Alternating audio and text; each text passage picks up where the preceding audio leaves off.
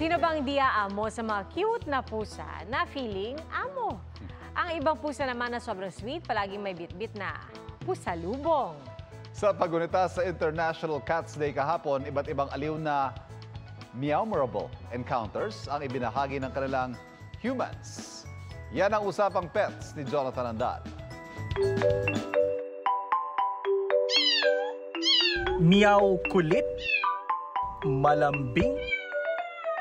O medyo may catitude? Ano man ang personality ng mga pusa, marami pa rin ang napapasaya ng mga possum nating mga alaga. Sino ba kasing di maaaliw sa mga cute na nilalang na ito? Ang iba, hilig sumiksik kung saan-saan. Mapakarton man yan o garapon, ipagkakasya nila ang kanilang katawan.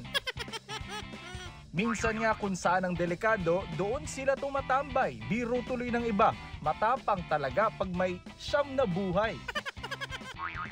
Pero paano naman kung ang pusa nyo palaging may pusa lubong? Tulad ng butiking kulay green? May ibong na hunting? O minsan ahas pa nga. Pero payo ng isang vet, huwag mag-init ang ulo sa kanilang alay.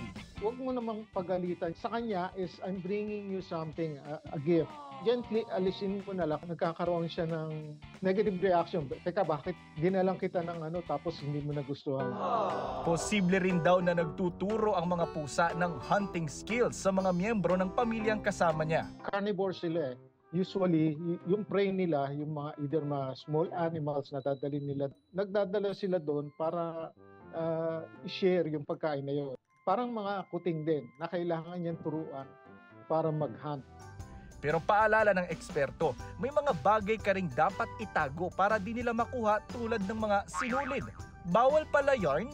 Ang dila nila, kung titingnan mo, pag nilabas nila yung dila, meron niyang parang tusok-tusok. Kung yung nadilaan niya, yung sinulid na mahaba, na tuloy-tuloy. Hindi mo mahihila yung kasi it's always pointed inward hanggang malulunyay. Talaga namang perfect companion ang mga pusa na maraming good meow-meries at hatid na good vibes. At ano pa man ang kanilang alay, di may tatangging nagdadala sila ng kulay sa ating buhay. Para sa GMA Integrated News, Jonathan Andal, nakatutok, 24 oras.